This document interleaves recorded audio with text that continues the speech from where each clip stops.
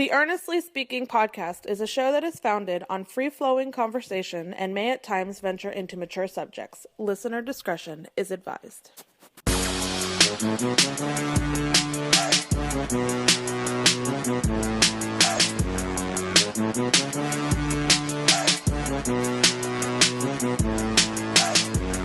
Speaking Podcast coming to you on February 12th, 2023, late night. Start recording just right after the Super Bowl. Super 57 in the books. We'll get to that in a second. Of course, this podcast on all podcast catchers. Apple Podcast, Spotify, Amazon, Stitcher Radio, you name it. You know all that good stuff. But especially, guys, check out my YouTube page at youtube.com/@EarnestChristian. This will be a short one here. It's a little bit of a reaction podcast to the Super Bowl real quick before we get started. So I'll give you guys a little bit of update on my health, on my back. Number one, I'm every day I'm continuing to improve. I'm actually in studio here right now doing this. The only thing is that I can't record and be in the studio more than 30 minutes at a time before I start feeling a little bit of pinching in my back again.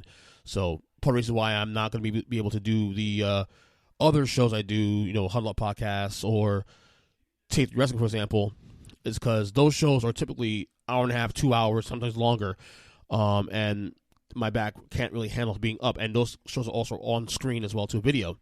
Whereas this one, some episodes like this one, for example, won't be video, and you know it's shorter. I can actually gauge and control how long it goes. So I'll be out off the show for a little bit longer, probably another couple of weeks. If things continue to improve, maybe back in 2 or 3 weeks. We'll see what happens. But I'm going to just continue trying to rest up my back in the meantime. But it's getting better. Still doing the ice therapy. I'm still doing the rotation and all that. Like I said, I had to modify my day job, what I do for a few weeks. A little bit of a hit money-wise, but still better than nothing. Otherwise, it's things are good. Things are good. Just staying positive, of course. Like I said, you know, this is something that's for me mentally shaking me up a little bit because I'm not used to having things like this in my life where I'm knocked on my ass and I have no control of it. I've never been injured like this before, or I've ever been really sick. I've always been a pretty healthy guy. But again, I'm turning 43 in the last 3 months. These things, I guess, are going to start happening, and I have to be very careful and make sure I am on top of my health, make sure I'm taking care of myself, take my vitamins now. My wife's on top of that now with me, and, make sure I'm drinking a lot of water and all that stuff. And that's kind of the way to continue living a pretty decent life into your 40s and your 50s is to do these little things that add to it. So, but things are okay. I'm doing okay. Like I said, we'll continue doing this podcast as much as we can. Obviously, like I said, the other shows will be on hold for a little while longer until I am back to full health where I can actually sit in a chair for more than an hour or so. You know what I mean? So, anyway, as I said earlier, that Super Bowl 57 is in the books. The Kansas City Chiefs win the Super Bowl 38-35 over the Philadelphia Eagles. It is their second Super Bowl title in 4 years. I mean, I guess it's a dynasty. Maybe. I guess. To talk about the Chiefs are this dynasty, I'll say as much. This 5-year run they've been on, it's been fantastic. They've been in the Final Four every year in the last 5 years. Been to the Super Bowl 3 times, won it twice.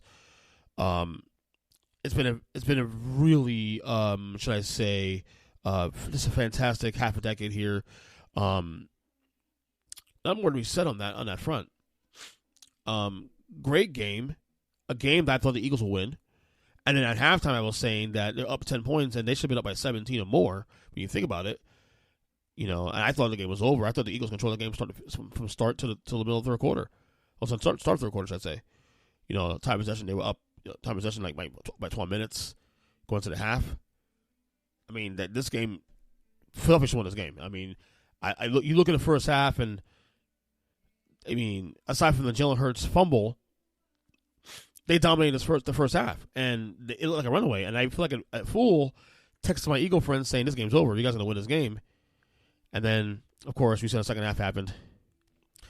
Goes to show you, man, Patrick Mahomes, I don't know how he does it. Another game where he's down big, and it seemingly looks like this game's over, and they just do this. This is supposed to be I guess the word rebuilding is really necessary here, but this was a big retooling year for the Chiefs. If you think about this, we came into the year, and we're discussing the Chiefs and what I had them as a wild card team. I had them, not win the division. I remember I had that my dumb pick of the Raiders from the division, and I had the Chiefs as a wild card. But many people also had the Chiefs in the same boat too, whether they won the AFC West or not, that they were not going to be the same Chiefs team of the past because they lost Tyreek Hill, for example. And Tyreek Hill is arguably the best receiver of football. He's doing great things in Miami. But this is also not a referendum. This is a credit to the greatness of Patrick Mahomes and Andy Reid. Patrick Mahomes now, we talk about legacies. These are the two guys here, legacies, that really are going to be shifted even more.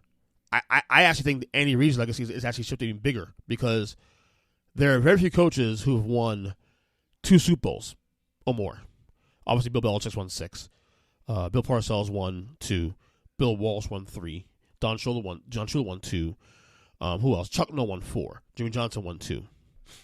So Andy Reid is on that in a special class now where of coaches who won 2 or more, multiple Super Bowls. Okay, but when you also added the fact of the impact of him as a head coach in the last 20 years, 20 plus years, he's even before he won a Super Bowl a couple of years ago, he was already regarded as one of the best coaches in football. Every year we talk about top 5 coaches in the league.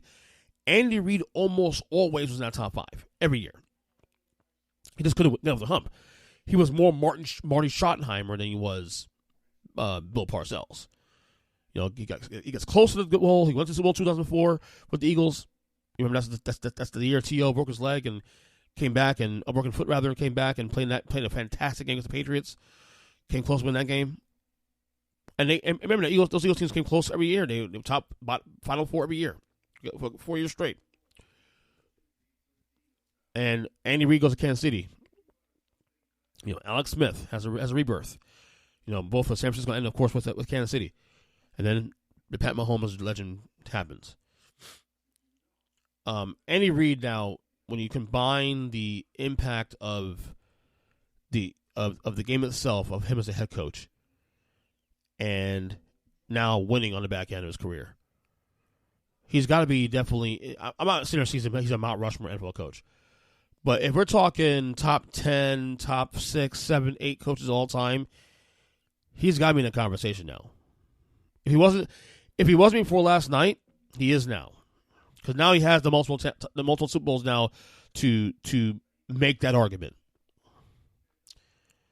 Andy Reid is fantastic. He's really the biggest reason why I was rooting for the Chiefs to win this game as well as the Super Bowl in 2019, 2020 when they won his first one. So between the two guys of Mahomes and Andy Reid, I actually think Andy Reid's legacy is the one that really gets propelled more than Mahomes. I'm not saying Mahomes had it lost this game that it wouldn't have hurt him a little bit, but I think a lot of people already have an idea where Mahomes is going. Which now brings me to Patrick Mahomes. 2 Super Bowls already in a short year. Really a 5-year career. He's been in the league 6 years, but it's really 5 years. That first year he played one game. We were saying before this Super Bowl that people talk about Pat Mahomes is already a top 5 quarterback, and I said the only thing that held me back from really feeling comfortable saying that was the lack of or the not enough service in the league, not being in the league long enough to warrant that discussion. But this is what I will say about Patrick Mahomes moving forward, and this has been for these last 5 years. There has not been a 5-year peak. This has been the best 5-year peak of any quarterback I've seen ever in this league. When you combine both the individual and team success, Patrick LeVon Mahomes has been in the NFL Final Four every single year as a starter. Okay, and in those years, 3 of those years, he's actually gone to a Super Bowl, and in 2 of those years, he's actually won a Super Bowl. In 2 of those years, he won Super Bowls. That's incredible. Like, we know Tom Brady won 3 Super Bowls in 4 years in the first half of his career, between 2001 and 2003 and 4, but he wasn't Tom Brady that we know him to be now. back in 2004 when he won his third Super Bowl, he was still Tom Brady, really good quarterback, not best quarterback in the league. You know what I'm saying? The only other guy that can have a conversation like this is Joe Montana when he won 2 in his first couple years of his career, 82 and then 84. Okay, or the back end when he won in 88, 89. But I would argue that physically speaking, Patrick Mahomes is a better quarterback than Joe Montana. Physically speaking, I still put Montana on a higher list right now because he's done more. Though the way Mahomes is going right now, he may end that conversation very, very soon. In fact, I'll go so far as say this: Pat Mahomes does not need to win 7 rings for me to acknowledge him as the GOAT. Because one thing, we acknowledge Tom Brady is the greatest of all time. But who's the better quarterback mechanically and the more talented quarterback mechanically? Well, more talented quarterback in general. That's Pat Mahomes. No one's arguing with that. Even Tom Brady will tell you that. It is Pat Mahomes who's the more talented quarterback. So he may not need. In fact, I'll say it. He's not going to need to have 7 rings for us to have that discussion. It's the same thing with the NBA discussion. Like, we say Michael Jordan's a GOAT, but Bill Russell has more rings than he does. But we acknowledge that Jordan's the GOAT still, right? So that's what it is. So in that retrospect, Pat Mahomes is the top 10 quarterback all time now. That's not even a conversation anymore. I was saying it even before this game tonight. I think we can have that conversation about Patrick Mahomes being top 5 all time. We could. But here's the reality of the situation. Okay? Because the guys that we acknowledge are top 5 guys of all time. So Tom Brady, not including that one. He's number 1. Joe Montana, not including number 2. Most people have John Elway on their list as top quarterback all time, top 5 quarterback all time. Mahomes is just tied up now for rings, 2 rings. Okay, Peyton Manning, another guy who gets top 5 recognition. Pat Mahomes has 2 rings, has as much rings as he does. Okay. How about Dan Marino, who I love? 0 rings. Steve Young, 1 ring. Well, he has 3 rings, but 1 is a starter. The one that they acknowledge of Steve Young is the one in '94, not the 2 that he won to back up with Montana. Who else? I mean, we could say Terry Bradshaw has 4 rings, but I mean, we all agree that Pat Mahomes is a more talented quarterback than Terry Bradshaw. Terry Bradshaw was a product of a great team around him. Not trying to knock Terry Bradshaw. He made some clutch plays in those games, but Terry Bradshaw, to me, ain't even a top 10 quarterback of all time, so that doesn't matter. Troy Aikman? No, he's better than Troy Aikman. Aikman was a really good quarterback, Hall of Famer, deservedly so, but talent-wise, Mahomes smokes him. So, Aaron Rodgers, 1 ring. Mahomes already passed 1 rings now. Both of them are ultimately, or arguably, the most talented quarterbacks in football all time. So when you look at all those things that we the people that watch this game, and we benchmark what we perceive as greatness, Pat Mahomes in 5 years is already doing that and then some. So he's winning the titles, number 1. He's winning the titles. He's also playing at a level that, let's be clear here, in the 5 years he's been a starter, he's been the best quarterback in football every single year. We recognize him as the best quarterback in football every single year. That's not even a conversation at this point. I mean, maybe Aaron Rodgers in one of those years, maybe. But Mahomes has gone much farther than him in these 5 years alone. So if you want to put Pat Mahomes in a top 5 conversation all time, I ain't gonna argue with you. I'm not, because the only thing left now is just him to play longer and sustain. And I want to say sustain. Just him. Winning championships, although that certainly will help the situation. But, oh, by the way, he also has 2 5,000-yard seasons. Oh, by the way. And he just lost his best receiver in a trade. And what does he do next year? Oh, he wins the Super Bowl, no big deal. Now look, the Chiefs get breaks, of course, here and there. Absolutely. I mean, the holding call at the end of the game, especially, it was a hold. To be clear, it felt ticky-tack, but it was a hold. But otherwise, if you want to put top 5 all time, I'm not going to argue with you. I'm not going to argue with you on that one, honestly. I mean, I know it sounds silly, but yeah. 6-year career, really 5-year career, and all he's done these 5 years is just dominate. Again, 5,000 yards seasons. Every year, he's been at least the AFC title game. Won that 3 times. Went to the Super Bowl, and then won the Super Bowl 3 times, and won the Super Bowl twice. That's all you need to say. It's been a fantastic start to his career. So, as for the Eagles, who I don't love. By the way, I told you guys a story. I've been so much social media today. Today, we're going to the store to pick up some snacks for the Super Bowl. And we walk into the store, and there are like a bunch of balloons in the front where, Eagles and Chiefs balloons all over the store in the front. So my youngest son, Logan, asked me, he goes, Dad, who are you rooting for tonight in the Super Bowl? And I go, the Chiefs. All of a sudden, my 9-year-old proceeds to walk through the first aisle, the main front of the store next to the cashiers, where the cashiers are all lined up, starts chanting, Eagles suck, Eagles suck, Eagles suck. And he starts doing that, and then my youngest son joins him and chants the Eagles suck. Everybody's looking at me and my kids. And I tell everybody in the store, hey, look, I'm a New York Giants fan. You do the math. These are my kids. I'm a Giants fan. You do the math. And they got it. So that was a nice comedic moment. But despite my disdain for the Philadelphia Eagles, this is a fantastic ball club. I'll say it again. I told my wife this earlier when I was watching the game.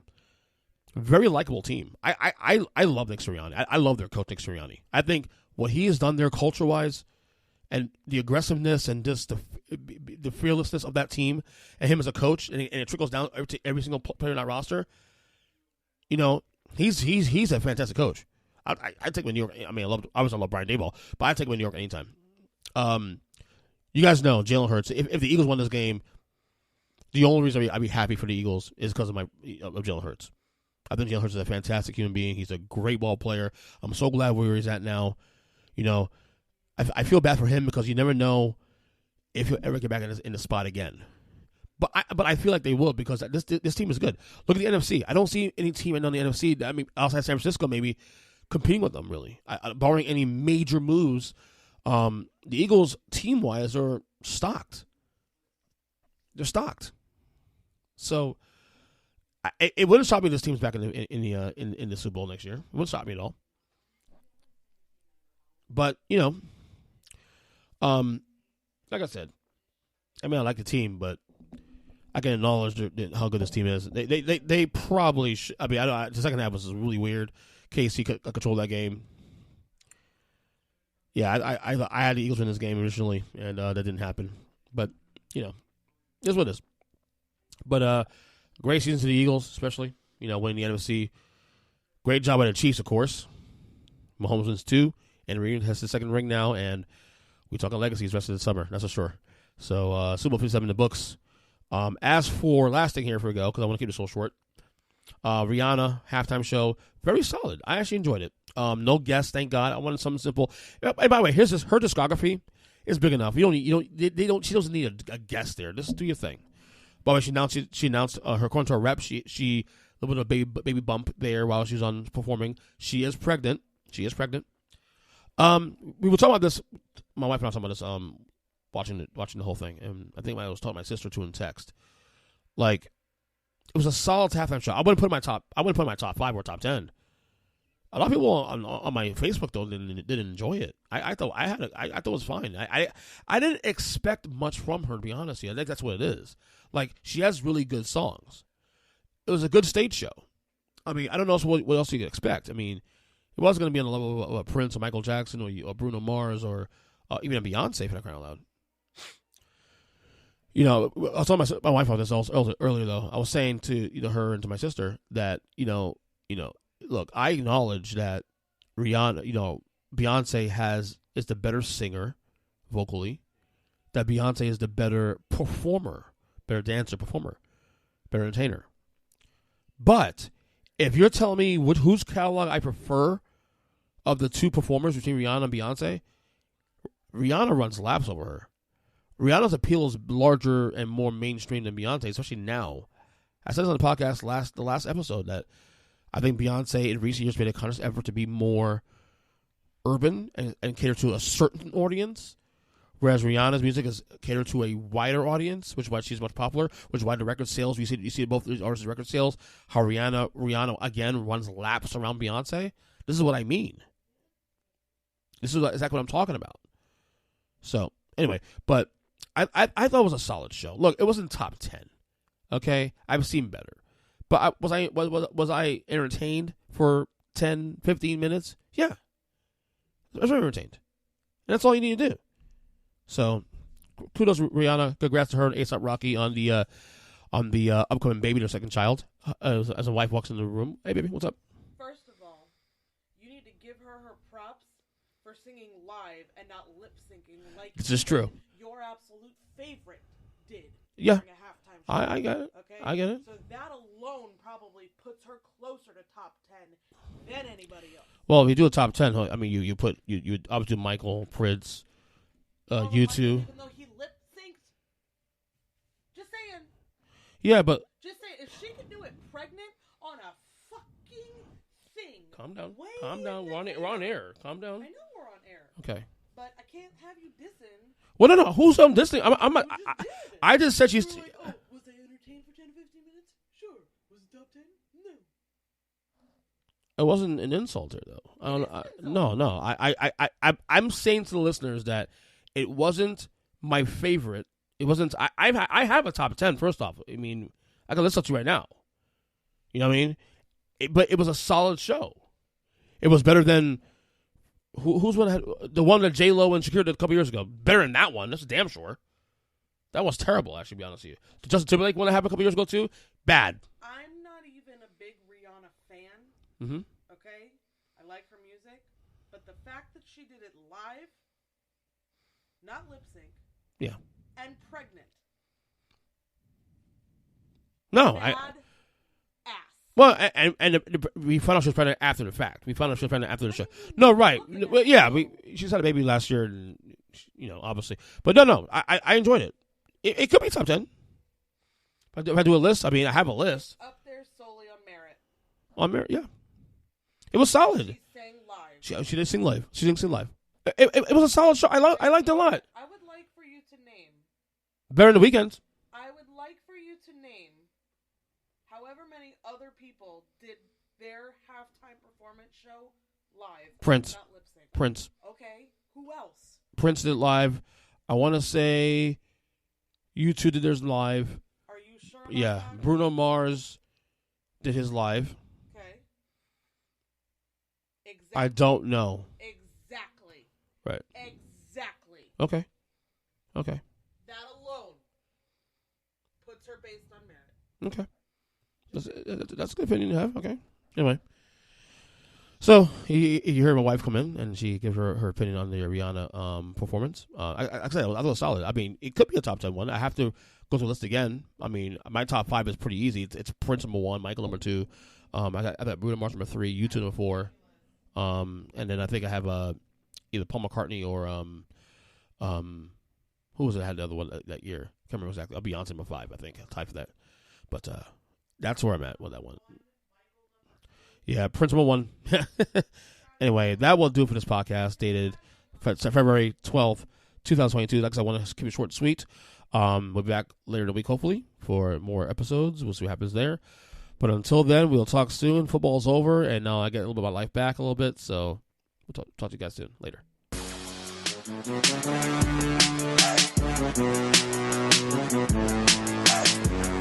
Thank